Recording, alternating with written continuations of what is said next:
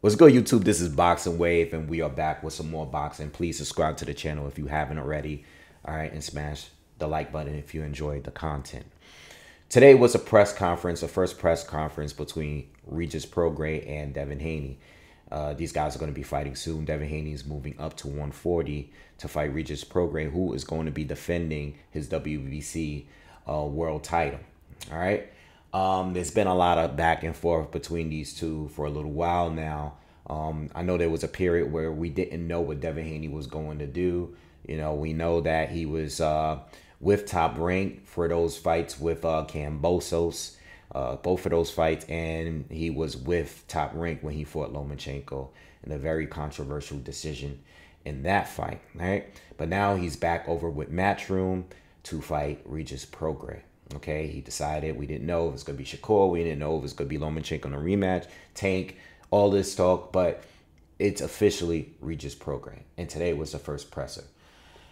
All right, so there's a number of things. You know, this is not going to be, you know, a breakdown of the fight.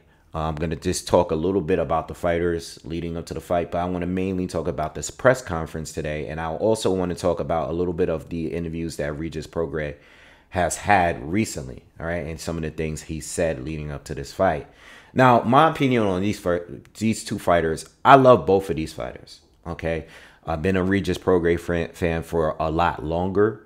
You know, this is one of the guys that I did at one point want to see Crawford fight when Crawford was still at 140 and when Regis Prograis was moving up in the rankings, all right? We know he's only had one loss, and that was to Josh Taylor in the World Boxer Super Series tournament final. All right, that fight wasn't 40 undisputed, but it was a unification match between, in my opinion, at that time, was the two best fighters at 140 at that moment. All right, it's a lot that's happened since then. Obviously, Josh Taylor went on to lose. Regis Prograis has had, issues with, finding a home, and he's been on different networks. But it seems like he's here to stay right now at Matchroom. All right, so look. Regis Prograis has he's been on tour basically saying that the Haneys was really dragging their feet for this fight. He signed for the fight early. I remember the news coming out that he had signed for the fight, and he's repeatedly said that the Haneys have taken a long time and dragging their feet in order to agree to take this fight. You know, I heard Regis Prograis say things like, yo, I signed 5 weeks before they signed and stuff like that. And the only reason why that they're taking this fight is he's obviously his poor performance in his last fight against Zorilla. All right. A relatively unknown fighter. All right. Tough fight for Regis Prograis. Most people felt he lost a fight. And I do believe that he was dropped early in that fight there. They didn't count it as a knockdown, but I thought it was a knockdown. I think even Regis said that, it wasn't. He even said he thought it was a knockdown. All right, but a lot of people feel that Haney is only taking a fight because Prograis is coming off like probably his career worst performance. All right, and obviously Haney is coming off of the win against Lomachenko, which was very controversial. Most people feel that Haney lost that fight. It was a very close fight. It was a very good fight, but most people think that Haney lost the fight. All right. So look, one thing that I didn't like when it came to Prograis and his team is the coach that was there with him. All right. I don't know, somebody that was up there on stage with them. It started out kind of wild. All right. It was a lot of back and forth between both of the Haneys and this gentleman that was Team Prograis. Prograis didn't really say much. Even at the times that he was asked questions about some of the things he said, Prograis said recently that on Twitter, he said that he heard that Haney suffered a loss in Mexico at some point, and they paid, the fighter off or whoever off to remove that loss off his record. So Prograis has been saying a lot. He didn't say a lot today, but leading up to this, he said a lot. About how he was pretty much ducked. He's been ducked by everyone, but he was even saying that Haney was dragging his feet to sign a contract. Haney's only taking a fight because I looked poor in my last performance. And that Haney they're really calculated on picking opponents. You know what I mean? They're basically cherry picking. And Prograis has said in interviews that I've seen where he's like, I came from the ground, I came from the mud, I had it much harder. And that Haney didn't really have it hard coming up. He came from money, being that his dad, and he's coming up with Floyd and Zab is his godfather and all that stuff. And what I don't like about that is that I don't believe that Haney had it easy. Okay, I think Haney has agreed to fights that he didn't really want to take. Not saying he didn't want to take the Kambosos fight, but the terms were all pro Kambosos, even with the rematch clause, and even in the rematch, Kambosos was the A side in both of those fights out in Australia.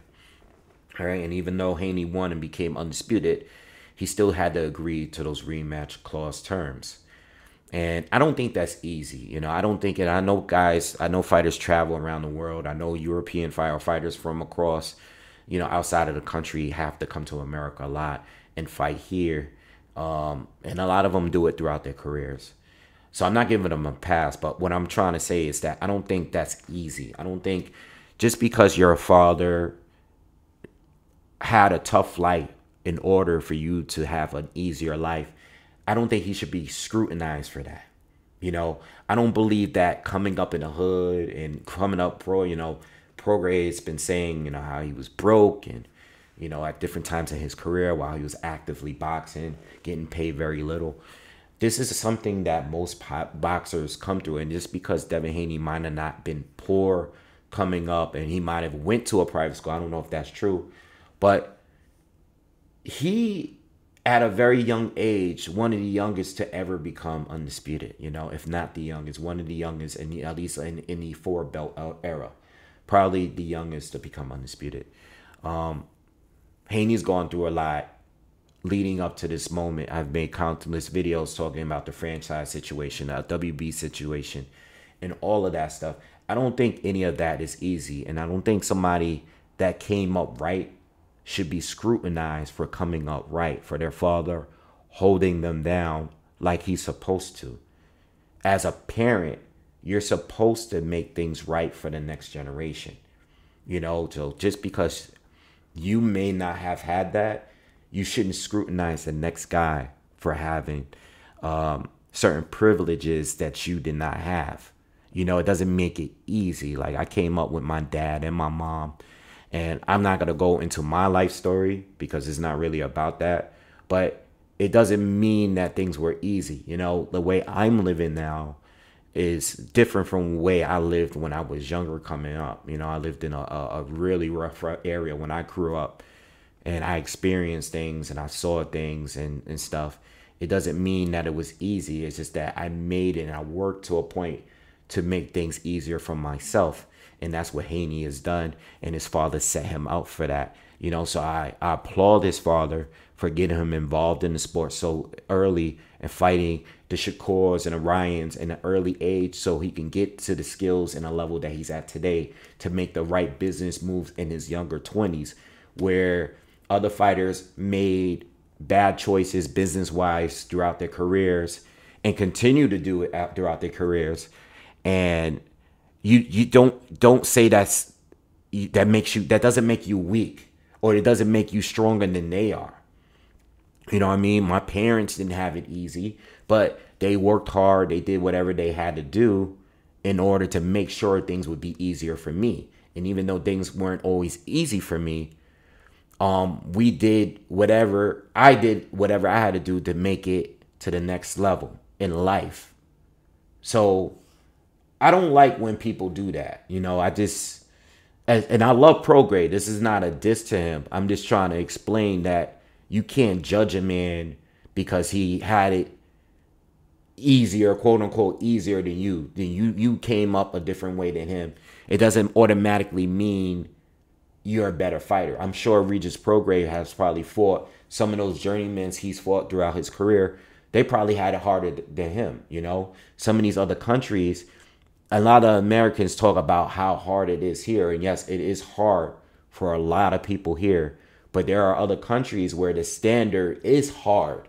The standard is below the lowest standard here. So you can't just sit here and talk about the best is the best. It's all about what you can do in the ring that night. It doesn't matter how you came up when that bell is rung and when you're in the ring and you fighting. It doesn't really matter where you come from, you know. And we've seen plenty of times on social media, on World Star, when World Star came out and they were showing fights between guys in the hood talking about, yo, I'm from here, I'm from the streets, I'm did this, I'm from Brooklyn, I'm from, you know, whatever, Beemore or whatever, Philly or whatever hood, what part of the streets you from. They go up and say all of that to a guy from the suburbs and ended up landing on their head somewhere, going to the hospital, leaking because they got beat up and they were talking to the wrong person. So in a professional boxing world, that standard is the same. It's the same. The only thing that matters is what you do in the ring. You know what I mean? Is what you do. And I don't think he had it easier. I don't think Prograis has consistently fought the best. I understand that he's been ducked in certain areas. Absolutely. That's been proven. We've talked about this countless times. I'm a big supporter of Regis Prograis.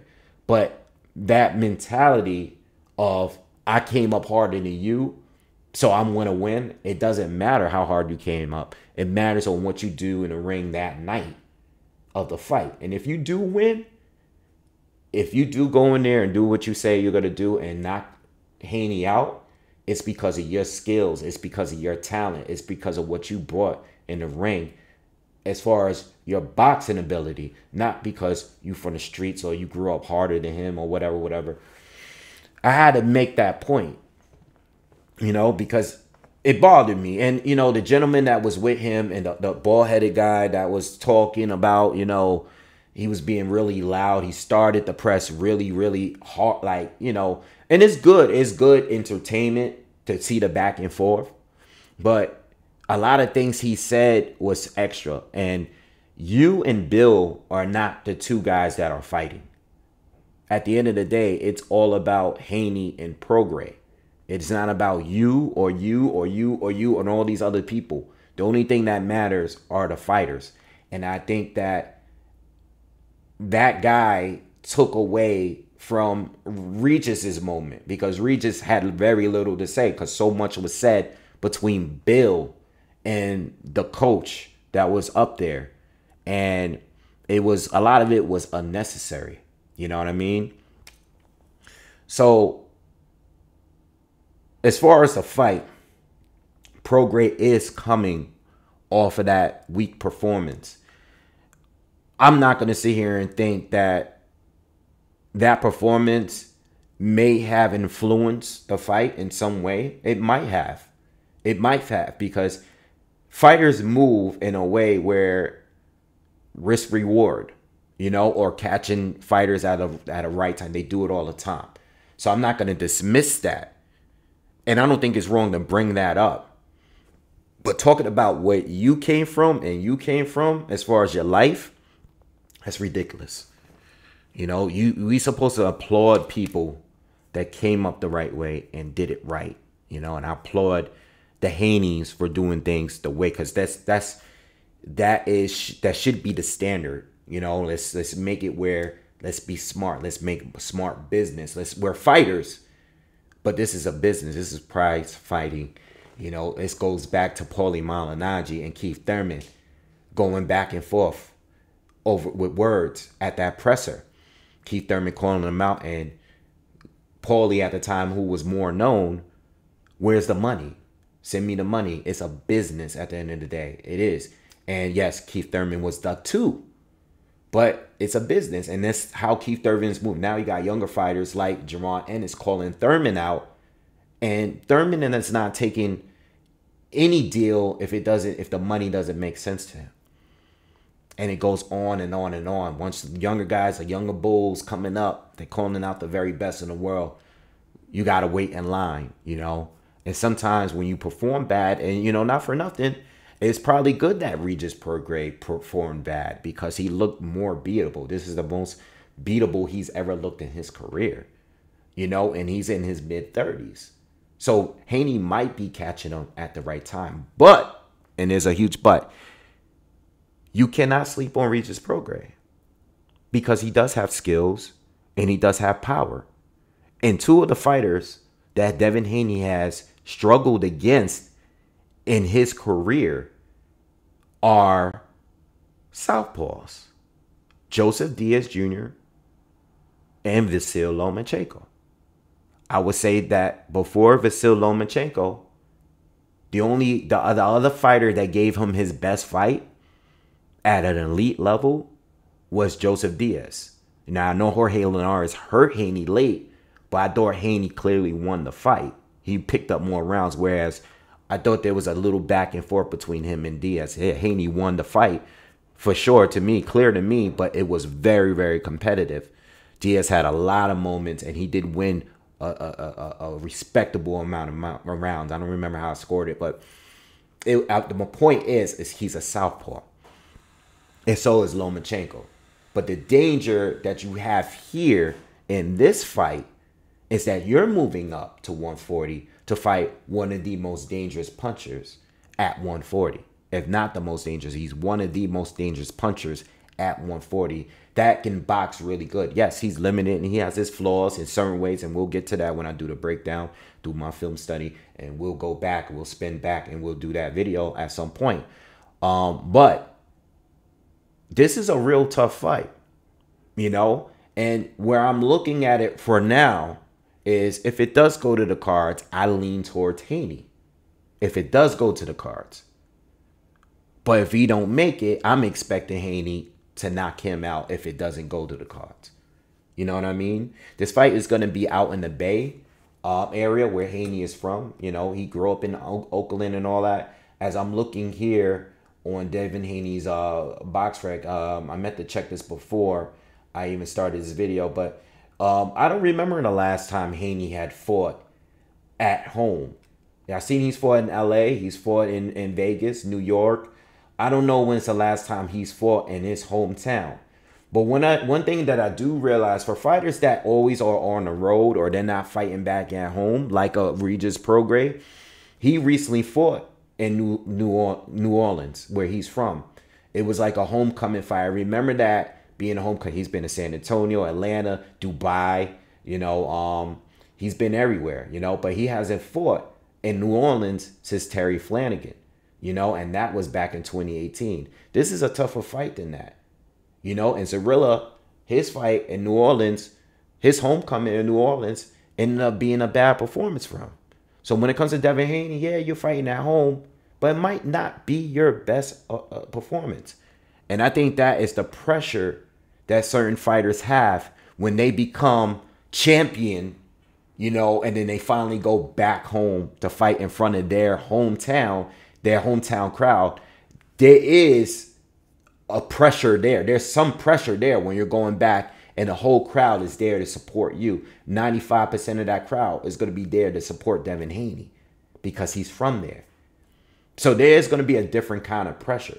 Just like when fighters like Anthony Joshua, who always fight in the UK, what happened? He comes to America to fight Andy Ruiz as a replacement for Dillian White and Jared Miller or whoever else he was supposed to fight at that time. You fight here in New York for the first time. You never traveled to fight. And what happens? You end up getting stopped.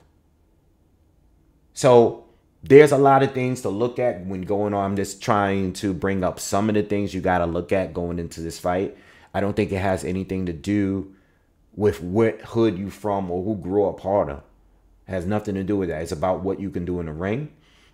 And it's a good fight for both. It's a dangerous fight for both. And whoever wins this fight should get full-blown credit for winning, because this is a great win for either fighter. I'm not going to go into, like the resumes and stuff like that, because at the end of the day, both of these guys had performances that didn't impress everyone. Haney's undefeated. Prograis lost a fight before. But look, you lost to a guy that, Catterall and Prograis both had tough fights with Josh Taylor. You know what I mean?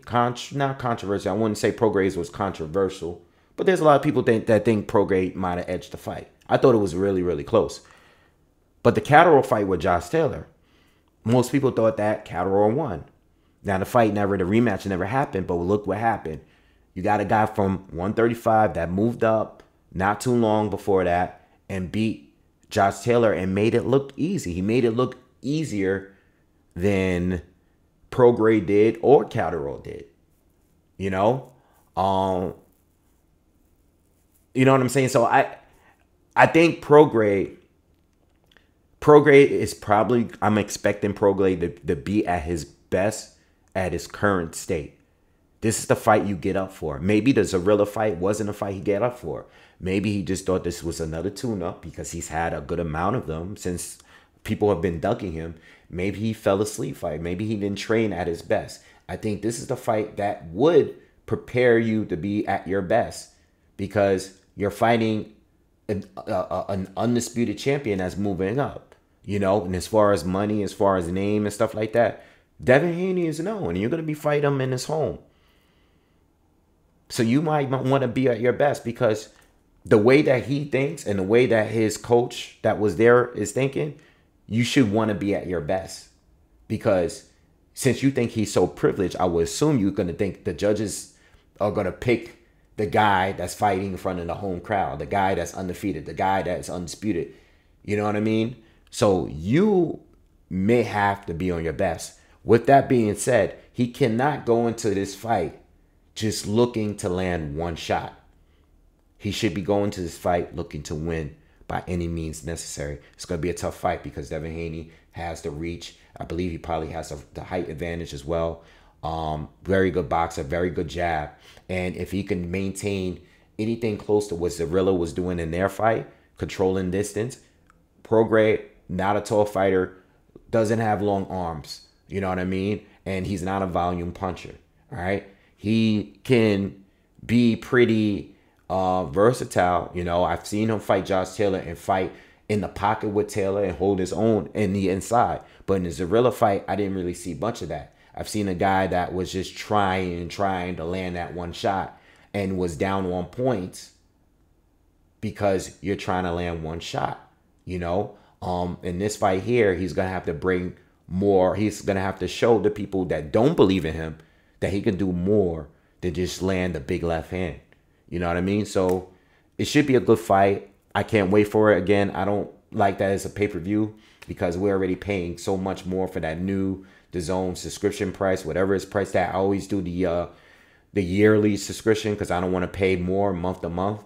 I've been doing that since dazn came out. But with that being said, it should be a good fight. I can't wait to do a breakdown for it.